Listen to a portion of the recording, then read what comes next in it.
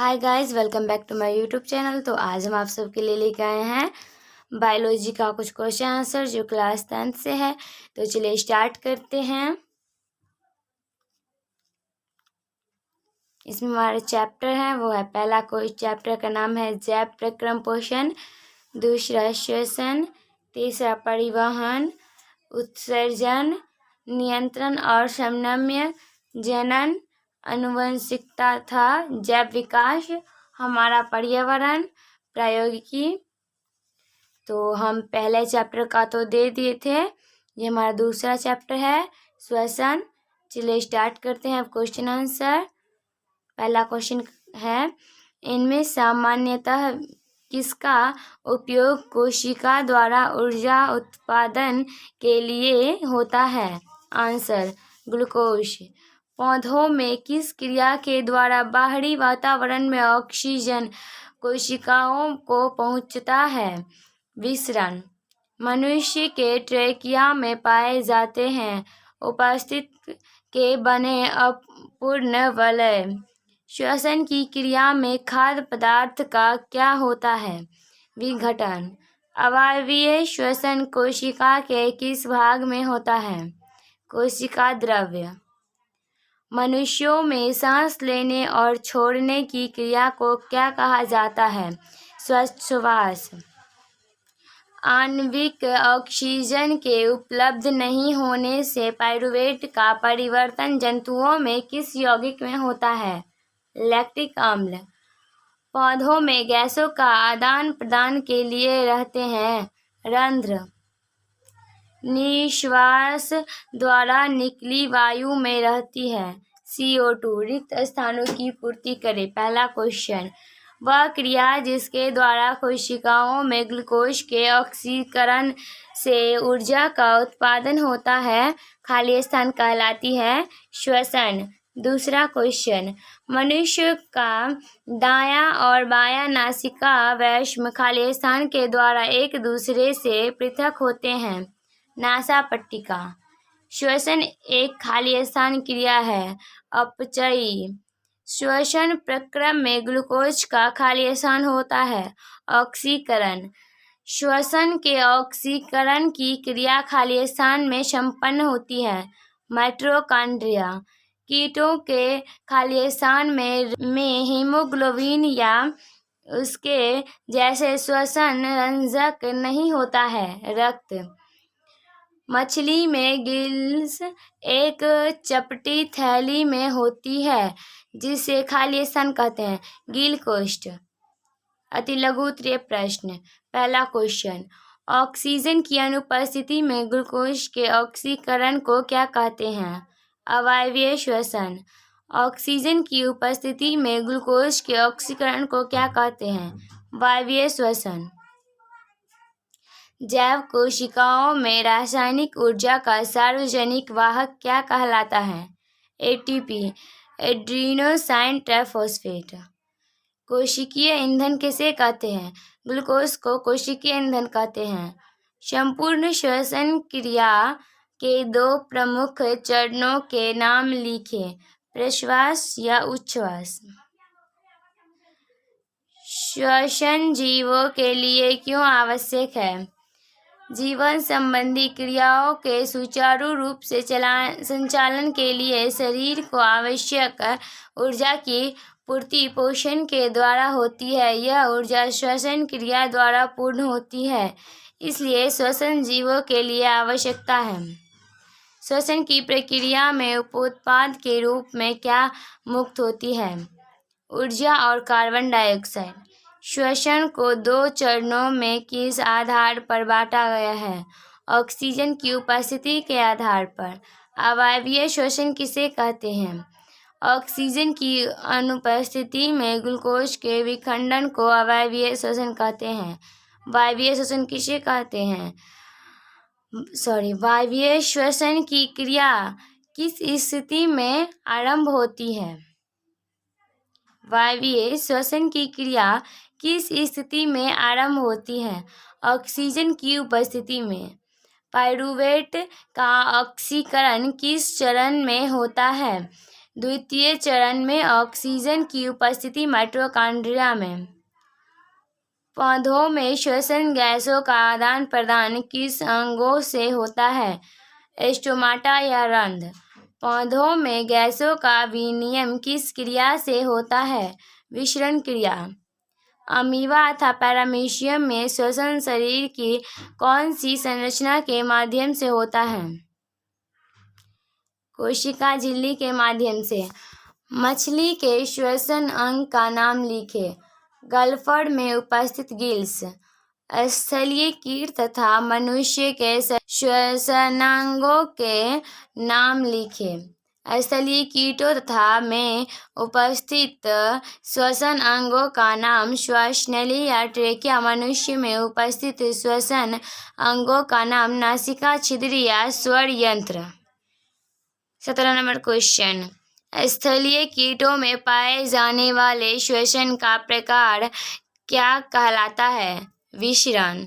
Vertebrata के दो ऐसे वर्गों के नाम लिखे जिनमें श्वसन केवल फेफड़े से होता है। एवीज और मेमेलिया। मनुष्य में श्वसन क्रिया में प्रयुक्त संपूर्ण अंगों के नाम लिखे। श्वसन अंग मनुष्य में नासिका छिद्र, स्वर यंत्र या लेरिक्स, श्वासनली या ट्रेकिया तथा फेफड़ा मिलकर श्वसन अंग कहलाते हैं। फेफड़ों द्वारा श्वसन किन दो क्रियाओं से पूर्ण होता है? प्रश्वास और उच्छ्वास। पचे हुए भोज्य पदार्थ से ऊर्जा का उत्पादन किस क्रिया से होता है? श्वसन क्रिया। ईस्ट में पायरुवेट से इथेनॉल किस क्रिया द्वारा बनता है? किण्वन क्रिया द्वारा। ज़्यादा चलने के बाद हमारी मांसपेशियों में ऐंठन किस यौगिक के निर्माण से होता है? ऑक्सी हीमोग्लोबिन के निर्माण के कारण। श्वसन के प्रथम चरण में बने पायरुवेट का पूर्ण ऑक्सीकरण कहाँ होता है? माइटोकॉन्ड्रिया में। ग्रसनी कंठ द्वार के नीचे कहाँ खुलती है? स्वर यंत्र या लेरिक्स। प्रत्येक श्वासनली फेफड़े में प्रवेश कर विभाजित होने के बाद क्या बनाती है? श्वसनिकाओं या ब्रैंकियोल्स। मनुष्य के शरीर में फेफड़ा कहाँ अवस्थित रहता है? वक्ष गुहा में। वक्ष गुहा के पश्चिम भाग में उपस्थित एक गुंबद के आकार की संरचना को क्या कहते हैं? डायफ्राम। हीमोग्लोबिन कहाँ अवस्थित रहता है? रुधिर में। रक्त से फेफड़े में आया कार्बन डाइऑक्साइड का बची हवा के साथ निकलने की क्रिया को क्या कहते हैं? उच्छ्वास। लघु उत्तरीय प्रश्न, श्वसन सजीवों के लिए क्यों अनिवार्य है? शरीर को आवश्यक ऊर्जा की आपूर्ति पोषण के द्वारा होती है। वातावरण से ग्रहण किए गए भोज्य पदार्थों का उनके मूल जटिल रूपों में ऊर्जा के उत्पादन के लिए उपयोग करना संभव नहीं है। श्वसन की परिभाषा लिखें। श्वसन वैसी क्रियाओं के सम्मिलित रूप से कहते हैं जिसमें बाहरी वातावरण से ऑक्सीजन ग्रहण कर शरीर की कोशिकाओं में पहुंचाया जाता है, जहां इसका उपयोग कोशिकीय ईंधन कोश में ग्लूकोज का ऑक्सीकरण कई चरणों में विशिष्ट एंजाइमों की उपस्थिति में करके जैव ऊर्जा कोश में एटीपी का उत्पादन किया जाता है तथा इस क्रिया से उत्पन्न कार्बन डाइऑक्साइड को फिर कोशिकाओं से शरीर के बाहर निकाल दिया जाता है। संपूर्ण श्वसन की प्रक्रिया को समीकरण से दर्शाइए। श्वसन क्रिया को निम्नांकित समीकरण से दर्शाया जाता है। C6H12O6 + 6O2 enzyme 6CO2 + 6H2O + ऊर्जा। ग्लूकोज के आंशिक ऑक्सीकरण से किन यौगिक का निर्माण होता है। अवायवीय श्वसन में ग्लूकोज का आंशिक ऑक्सीकरण होता है एवं पाइरूवेट, इथेनॉल या लैक्टिक अम्ल का निर्माण होता है। लगातार दौड़ने से व्यक्तियों के पेशियों में दर्द क्यों होता है? ऑक्सीजन के अभाव में हमारी पेशियों में पाइरूवेट से लैक्टिक अम्ल का निर्माण होता है। हमारी पेशी कोशिकाओं में अधिक मात्रा में लैक्टिक अम्ल के संचय से दर्द होने लगता है। बहुत ज़्यादा चलने या दौड़ने के बाद हमारी मांसपेशियों में इसी कारण ऐंठन या तकलीफ होती है। किण्वन किस प्रकार का श्वसन है? यह कहाँ होता है? पाइरूवेट ऑक्सीजन की अनुपस्थिति में इथेनॉल एवं कार्बन डाइऑक्साइड में परिवर्तित हो जाता है। यह क्रिया किण्वन कहलाती है, जो ईस्ट में होता है। श्वासनली या ट्रेकिया क्या है? ट्रेकिया द्वारा श्वसन कीटों जैसे टीडा अथवा तिलचट्टा में होता है।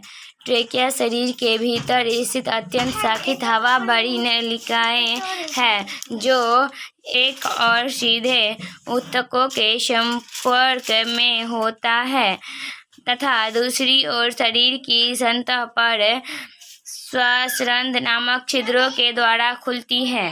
मछलियों में गिल्स कहाँ अवस्थित होते हैं? प्रत्येक मछली में गिल्स 2 समूहों में पाए जाते हैं। गिल्स के प्रत्येक समूह सिर के पार्श्व भाग आँख के ठीक पीछे स्थित होते हैं।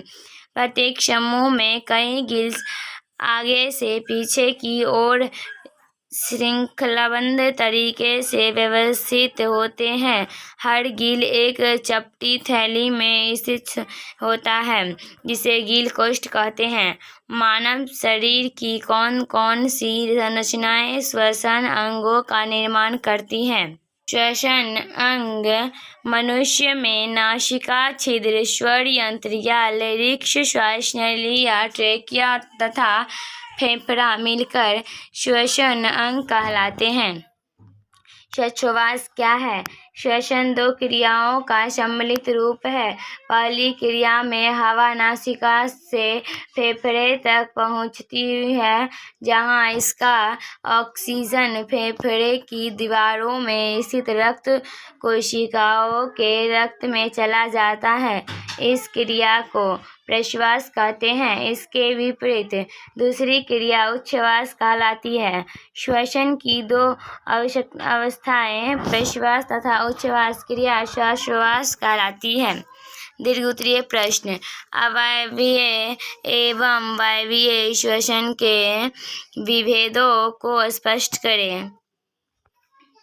अवायवीय एवं वायवीय श्वसन में निम्नलिखित अंतर है। वायवीय श्वसन ऑक्सीजन की उपस्थिति में होती है, जबकि अवायवीय श्वसन इसकी अनुपस्थिति में होती है। वायवीय श्वसन प्रथम चरण कोशिका द्रव्य में तथा द्वितीय चरण माइटोकॉन्ड्रिया में पूरा होता है, जबकि अवायवीय श्वसन की पूरी क्रिया कोशिका द्रव्य में होती है। वायवीय श्वसन में ग्लूकोज का पूर्ण ऑक्सीकरण होता है तथा कार्बन डाइऑक्साइड एवं जल का निर्माण होता है, जबकि अवायवीय श्वसन में ग्लूकोज का आंशिक ऑक्सीकरण होता है एवं पाइरूवेट, इथेनॉल या लैक्टिक अम्ल का निर्माण होता है। वायवीय श्वसन में अवायवीय श्वसन की तुलना में बहुत ज़्यादा ऊर्जा मुक्त होती है। पाइरूवेट के विखंडन के विभिन्न पथों के बारे में लिखें। तो ये जो है ना ग्लूकोज के बाद क्या है कोशिका द्रव्य में, तो पाइरूवेट प्लस एटीपी कोश में ऊर्जा। तो एटीपी का पूरा नाम क्या है? Adenosine triphosphate. ये हमारा 3 भाग में बट जाता है। पहला है क, ऑक्सीजन की अनुपस्थिति में ईस्ट में, और हो गया फिर इस साइड आ जाइए ख, तो ऑक्सीजन के अभाव में पेशी कोशिकाओं में, और ग तो ऑक्सीजन की उपस्थिति में माइटोकॉन्ड्रिया में। आप भी बना लीजिएगा ऐसा चित्र।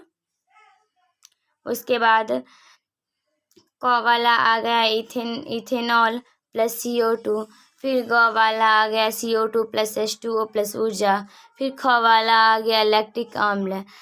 तो ये जो है ना सारा वो है ग्लूकोज के विखंडन के विभिन्न पथ पाइरूवेट के अंगों की स्थिति निम्नलिखित 3 प्रकार की होती है। पाइरूवेट ऑक्सीजन की अनुपस्थिति में इथेनॉल एवं कार्बन डाइऑक्साइड में परिवर्तित हो जाता है। यह क्रिया किण्वन कहलाती है, जो ईस्ट में होता है। ऑक्सीजन के अभाव में हमारी पेशियों में पाइरूवेट से लैक्टिक अम्ल का निर्माण होता है। हमारी पेशी कोशिकाओं में अधिक मात्रा में लैक्टिक अम्ल के संचय से दर्द होने लगता है। बहुत ज़्यादा चलने या दौड़ने के बाद हमारी मांसपेशियों में इसी कारण ऐंठन या तकलीफ होती है। ग ऑक्सीजन की उपस्थिति में पाइरूवेट का पूर्ण ऑक्सीकरण होता है एवं कार्बन डाइऑक्साइड तथा जल का निर्माण होता है। चूँकि यह क्रिया ऑक्सीजन की उपस्थिति में होती है, अतः इसे वायवीय श्वसन कहते हैं। स्थलीय कीटों में श्वसन अंग की संरचना स्थलीय कीटों में श्वसन अंग की रचना अर्थात श्वसन विधि का वर्णन करें। श्वास नली या ट्रेकिया।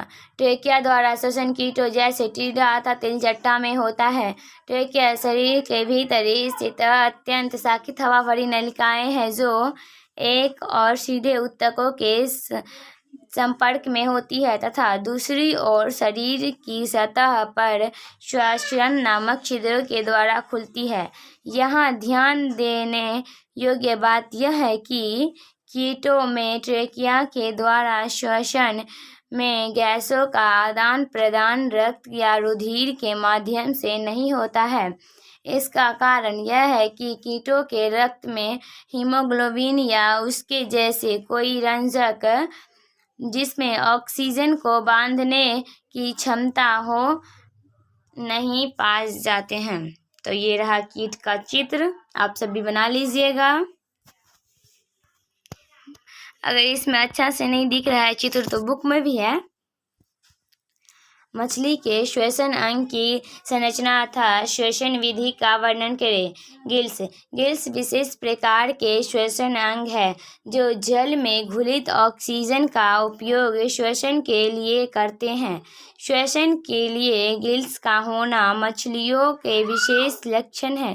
प्रत्येक मछली में गिल्स 2 समूहों में पाए जाते हैं। गिल्स के प्रत्येक समूह सिर के पार्श्व में आँख के पीछे स्थित होते हैं।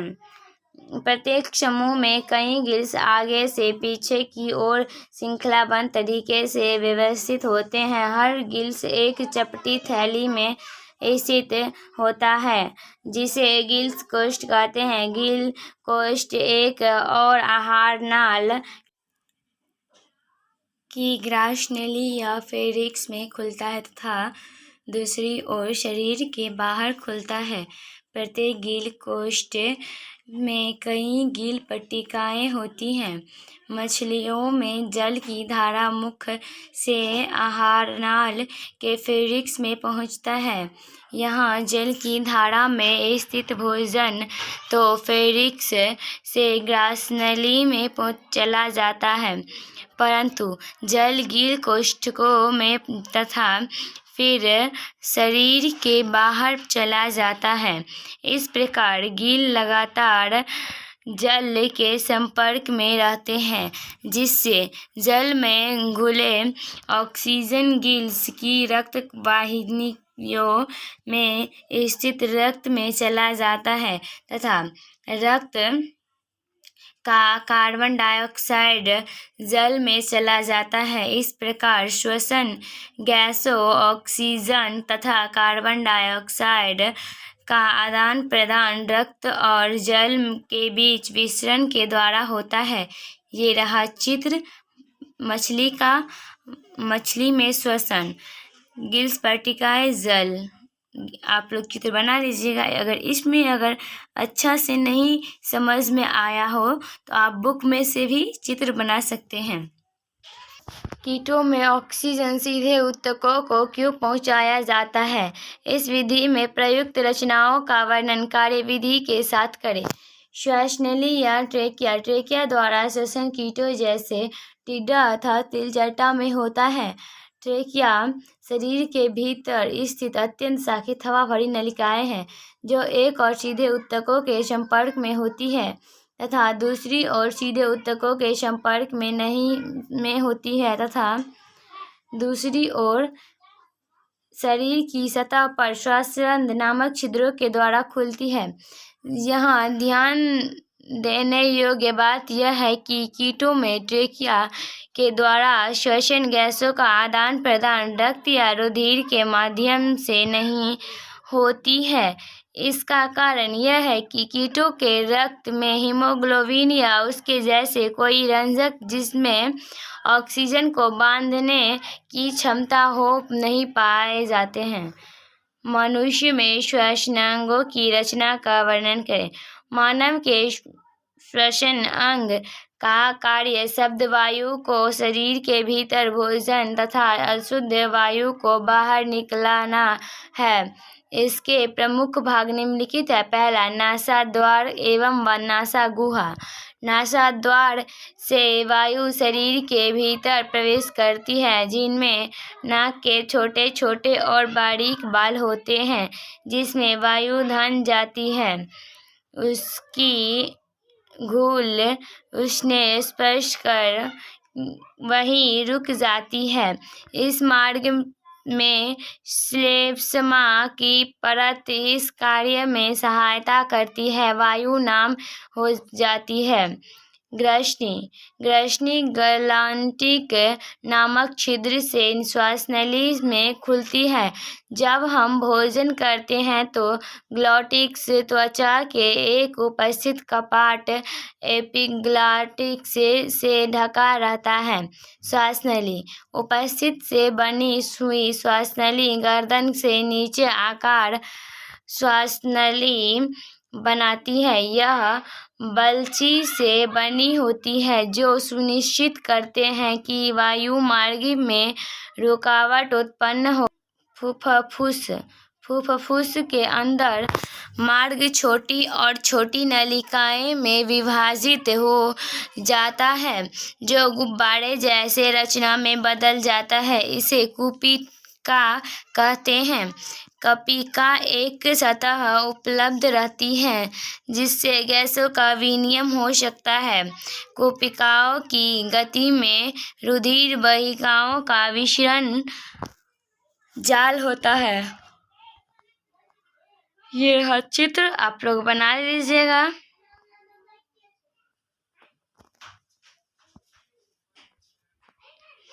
मनुष्य में श्वसन क्रिया का वर्णन करें। फेफड़े में श्वसन गैसों का आदान प्रदान। श्वास प्रश्वास के द्वारा वायुमंडलीय हवा नासिका तथा श्वासनली से होती हुई फेफड़ों की वायु कोशिकाओं में पहुंच जाती है। वायु कोशिकाओं के चारों ओर रक्त कोशिकाओं का धन जाल होता है। शरीर में विभिन्न भागों में ऑक्सीकृत रक्त पहले हृदय में पहुंचता है जहां से इसे फेफड़े में भेज दिया जाता है। शीर्य रक्त फेफड़े की वायु कोशिकाओं के चारों ओर स्थित रक्त कोशिकाओं में पहुंच जाता है। वायु कोशिकाओं में स्थित वायुमंडलीय हवा में करीब 21% तक ऑक्सीजन होता है, जबकि रक्त कोशिकाओं में स्थित शीर्य रक्त में ऑक्सीजन की मात्रा अपेक्षाकृत बहुत कम होती है। अर्थात वायु कोशिकाओं की हवा में ऑक्सीजन का आंशिक दबाव शीर्य रक्त की अपेक्षा। ये रहा चित्र। बुक में से देख के आप लोग अच्छे से बना लीजिएगा अगर स्पष्ट नहीं दिख रहा है तो।